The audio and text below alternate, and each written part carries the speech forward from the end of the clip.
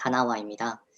아마 저는 사실 이 다나와 이 사이트 이용을 안 했어가지고 그냥 단순히 이제 PC 조립 PC 관련된 부품 뭐 이렇게 좀 전문적으로 하는 사이트로 알고 있었는데요. 뭐 실질적으로 그래가지고 계속 이제 종목 필터링 했을 때 계속 이제 좀 들어왔던 종목임에도 불구하고 좀 선입견도 좀 있고 그래가지고 좀 분석을 안 했었는데 좀 한번 좀 살펴보자고 했더니 되게 좀 차트가 좋더라고요.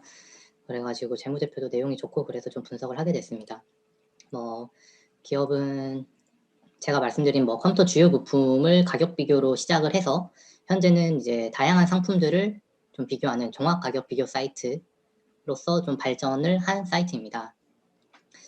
그리고 이제 그 외에 이제 종속회사로 이제 컴퓨터 조달 사업도 하고 있고요. 그다음에 2월 여기 차트 보시면은 이제 한 3만 원 초반대 3만 원대 지금 가격을 가지고 있고 시총은 한 4천억 원. 그리고 뭐 컨셉 목표 주가는 한 4만 5천 원까지는 지금 나와 있습니다. 추정 PER이 한 11.65배 정도 되어 있고요.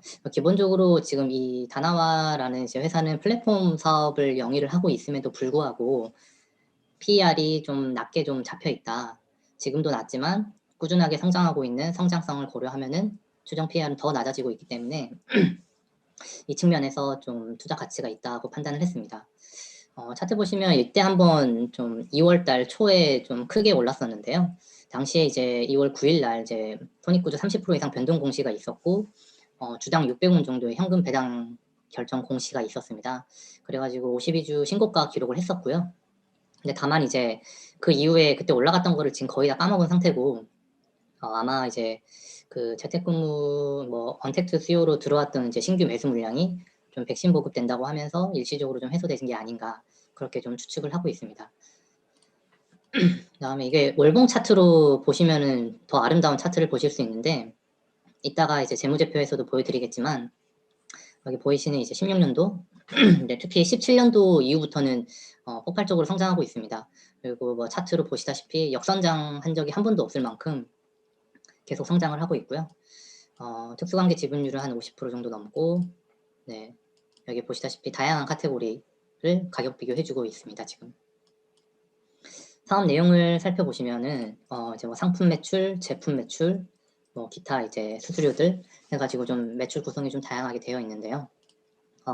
올해 1분기부터는 이제 기존의 그 비브랜드 PC에서는 사실 다나와가 거의 뭐 좀 압도적으로 자리를 잡고 있는데 그 외에도 뭐 이제 뭐 그래픽 카드라든지 SSD 뭐 키보드 이런 것들까지도 이제 확장해가지고 유통 사업을 진행하고 있습니다.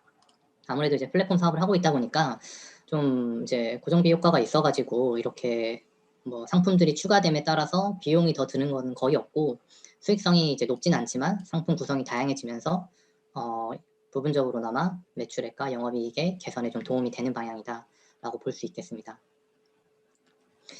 그래서 뭐 이렇게 매출 구성에 대한 이제 어떤 부분으로 발생되는 이제 매출 내용인지에 대한 상세 내용은 이 부분을 좀 봐주시면 될 것 같고요.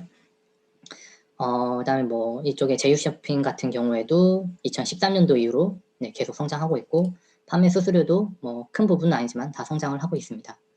다나와 OP 마진 추이를 보시면은 지금 이게 지금 46.2%거든요. 그러니까 다나와의 이 플랫폼 사업을 영위함으로써 순수하게 벌어들이는 이제 마진이 거의 50%에 육박할 정도로 되게 건실함을 보여주고 있습니다. 그리고 일평균 이제 방문자 수, 특히 이제 이런 플랫폼 사업 같은 경우에는 이제 트래픽 추이를 좀 챙겨볼 필요가 있는데 19년도 1분기부터 해서 이제 YOY 기준으로 항상 이렇게 성장을 하고 있고요. 방문자 수도 늘어나고 있고 YOY 증가율도 계속 늘어나고 있습니다. 그래서 이제 동사의 지금 올해 1분기 트래플 성장률이 YOY 기준으로 약 20% 정도로 파악이 되고 있고 그렇기 때문에 지금 20년도에도 실적이 좋았지만 21년도 1분기에도 여전히 실적이 안정적으로 좋을 것 같다라고 예상이 되는 부분입니다.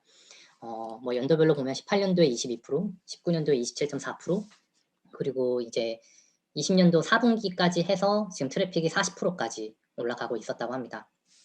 근데 왜 트래픽이 오르냐라고 했을 때는 이제 기존에 우리 이제 PC 조립 PC로 봤을 때는 대부분의 이용자가 20, 30대 남성들이 대부분이었습니다. 근데 이제 트래픽 증가의 주 이제 원인으로 확인되는 부분은 대부분 남성들이었으나 이제 가정주부 비중도 높아졌고요. 그리고 BIT 상품 비중도 높아지면서 이 부분 때문에 아마 많은 이제 고객들을 좀 사이트로 불러 모으고 있지 않나 그렇게 보이고 있습니다. 그리고 이제 다른 제가 뭐 트래픽 좀 확인할 수 있는 사이트 통해 가지고 확인을 해봐도 아마 이런 가격 비교 사이트라고 하면 이제 대표 주자가 이제 아마 네이버 쇼핑 같은 게 있을 수 있는데 보시면은 물론 네이버 쇼핑보다 이제 토탈 비짓으로 보면은 이용자 수는 더 적습니다. 이용자 수는 더 적지만 그럼에도 불구하고 평균 이제 방문했었을 때 접속해 있는 시간 그리고 방문했었을 때 이제 찾아가는 페이지 수 등을 보면은 이제 네이버 쇼핑보다 더 좋은 수치를 가지고 있죠. 그리고 바운스 레이트라고 해가지고 아마 이제 이거 이탈률이라고 볼 수 있는데 뭐 어떤 특정 사이트를 좀 잘못 들어왔다 나갈 수도 있는 경우가 있어가지고 이제 들어오자마자 한 페이지에서 바로 나가는 경우를 이제 바운스 레이트를 측정을 하는데 이런 이탈률 측면에서도 네이버 쇼핑보다 더 낮은 수치를 유지하고 있습니다. 이제 좀 좋게 말해서 이제 고객 충성도가 상당히 높다. 네, 이 충성도 높은 고객들을 기반으로 신규 고객들을 유입하면서 꾸준하게 매출 성장세가 이루어지고 있다라고 볼 수 있는 부분입니다. 뭐 또 그 외에도 뭐 트래픽 소싱 파악을 해보면 뭐 쓱닷컴, 지마켓, 쿠팡, 옥션 이런 것들 대비해서 트래픽이 지금 더 월등히 더 나오고 있는 게 확인이 가능하고요. 네, 시장 현황 같은 경우에는 일단은 온라인 쇼핑 이제 플랫폼 사업을 영위하고 있기 때문에 이제 국내 온라인 이제 가전, PC 쇼핑 이쪽의 시장이 꾸준히 성장할 필요가 있습니다. 보시면은 이 차트에서 보시다시피 이제 국내 PC 온라인 쇼핑도 뭐 증가율의 낙폭은 있지만 이 성장세 자체가 꺾인 적은 없다. 항상 이제 성장을 하고 있고요. 그다음에 그 국내 온라인 PC 이제 보면은 뭐 통계청 사이트에서 봤을 때 뭐 1월 달에 56% 이렇게 하고 이제 2월 달에도 21% 정도 하고 있는데 전체 온라인 쇼핑이 한 20%에서 15% 정도를 기록하고 있는 거에 비해서 PC 가전이 이제 50%에서 20% 정도 나오고 있다 보니까 이쪽 PC 가전 부분에 대한 성장은 더 좋다라고 좀 볼 수 있겠습니다. 그래서 전방 시장도 네, 상황이 좋은 편이고요. 이제 경쟁업체 좀 비교를 해보자면 네이버, 뭐 카카오 이런 것들이 아무래도 대기업이다 보니까 좀 가장 걱정이 되는 부분이다. 그래서 뭐 이런 기업들에 비해서 강점이 뭐가 있냐라고 하면 이제 다나와의 이제 카테고라이징 능력이 한 가지로 꼽을 수 있겠는데요. 어떤 이제 특정 모델명을 검색을 했을 때 해당 상품에 대해서 좀 비교를 해줄 수 있는 이제 카테고라이징 해줄 수 있는 것들이 상당히 디테일하고 좀 데이터가 정도가 높습니다.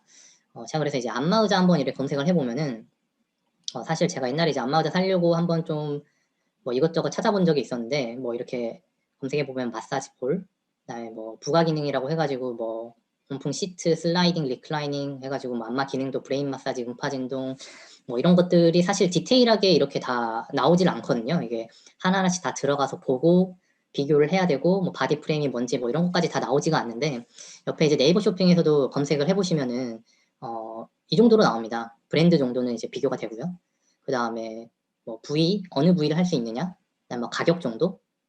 네이버 쇼핑에서 이제 필터링 할 수 있는, 카테고라이징 할 수 있는 항목들이 이거밖에 안 되다 보니까 사실상 이제 좀 그 비교하는 데 있어서만큼은 이 다나와의 플랫폼이 좀 더 우위를 점하고 있다. 그렇게 좀 보여집니다. 실제로 한번 써보시면 더 체감이 되실 것 같고요. 그래서 아마 이 점이 좀 많은 강점을 가지고 있어서 실제로 다나와에서 구매를 하지 않으시더라도 일단 다나와에 들어와서 가격 비교를 통해서 제품들을 비교해보고 여기서 본인이 원하는 합리적인 제품을 선택을 하게 되면은 이제 거기서 다나와에서 구매도 할 수 있고 다른 사이트 가서 구매도 할 수 있고요.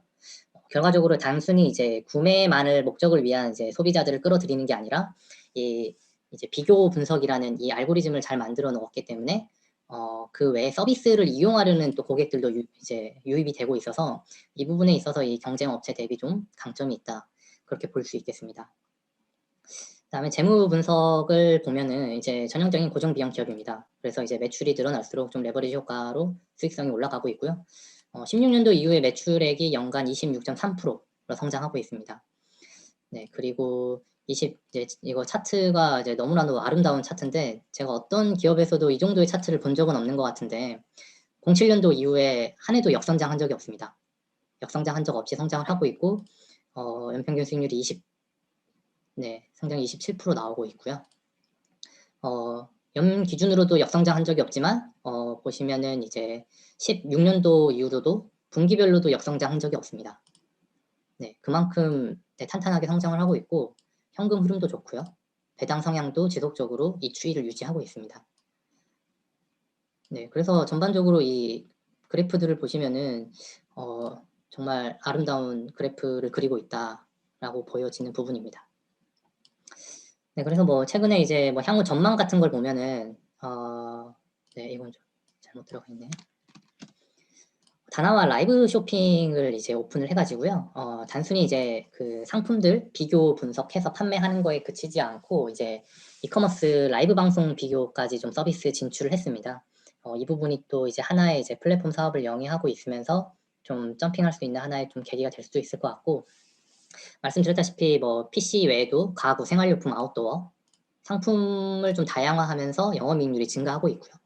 그다음에 19년도 말 기준으로 여성애용 고객 수가 30%에서 이제 20년도 3분기 기준에 35%까지 올라왔습니다.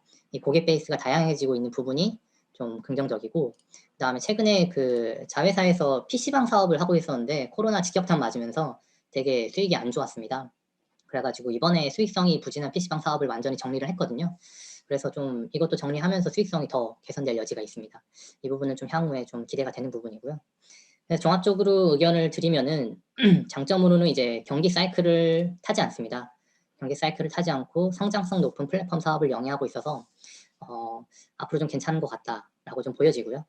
그다음에 코로나가 좀 더 지속된다고 하면은 이제 비대면발 이제 동사 제품 수요가 더 늘어날 수 있을 것 같고, 말씀드린 대로 수익성 부진한 이제 사업을 정리해서 이제 사업도 정리하고 또 적극적으로 신규 사업 다각화를 하고 있어서 이 부분에 있어서 멀티플 상향이 기대가 되고, 그다음에 아까 차트에서 보여드렸다시피 뭐 ROE, 영업이익률 등이 지속적으로 좀 개선이 되고 있습니다. 더욱더 좋아지고 있고, 그다음에 전방산업 이커머스 시장이 계속 성장하고 있어서 이 지금의 성장세가 뭐 단기간에 꺾이지 않을 것 같고요.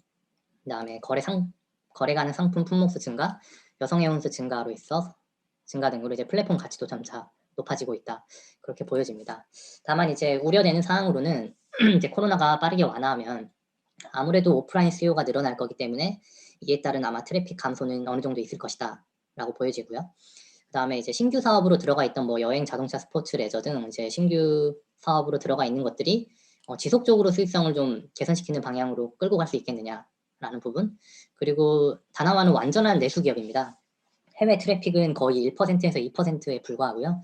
그래서 아무래도 시장이 좁다 보니까 이 부분에 있어서 한계점은 있는 것 같고, 그리고 이제 네이버와 뭐 카카오 같은 대기업을 상대로 언제까지 경쟁력을 유지할 수 있을지, 그리고 아까 말씀드렸던 이제 다나와의 이 카테고라이징 능력이란 부분이 확실히 제가 이제 체험을 해보기로는 충분히 강점이 있는 부분인데, 이게 네이버와 카카오를 압도할 수 있는 그 정도의 이제 경쟁력 있는 기술인가, 그런 거에 대해서는 좀 의문점이 드는 부분입니다.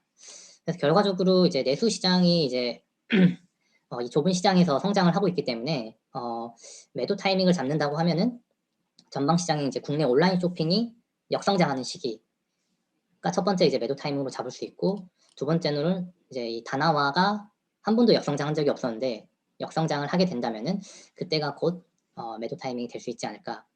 이 두 가지 경우가 아니면은 사실상 꾸준하게 계속 성장을 할 것 같다, 그렇게 보여집니다. 그래서 뭐 지금 신규 사업 매출 비중도 확대되고 라이브 커머스 사업도 진출하고 트래픽도 계속 높아지고 있고, 그런 걸 고려했을 때 현재 PER은 좀 저평가되어 있다라고 보여지고요. 그다음에 이제 경기 사이클 타지 않는 성장성 높은 플랫폼 사업을 영위하고 있어서 목표 PER은 16에서 18까지는 가능할 거라고 보고 있습니다. 그리고 CAGR 뭐 27%, OP 마진 46%, 뭐 성장성 고려해서 저는 이제 목표 PER을 18로 책정을 했고요. 꾸준하게 성장하는 기업이기 때문에 단기간 수익보다는 좀 장기간으로 안정적인 수익을 추구하면은 좋은 결과가 있지 않을까 싶습니다. 그래서 사실 이제 저는 한 22년도 EPS를 참고를 해서 투자를 하는 게 바람직하다고 보고 있긴 한데, 뭐 아직 올해가 한 뭐 6개월 넘게 남아있기 때문에 21년도 EPS에다가 목표 PER 반영해서 목표가는 산정을 했고요. 21년도 기준으로 하면은 대략 이 정도 네, 기대 수익률을 좀 잡아도 되지 않을까 싶습니다. 아마 현재 지금 다나와를 가장 잘 커버하고 있는 증권사가 이베스트였던 걸로 기억을 하는데요. 네, 이베스트 증권에서 네, 가장 잘 커버를 하고 되게 깊이 있게 내용을 잘 분석을 해주고 있는데 지금 이베스트 증권사 목표가가 약 5만 원입니다.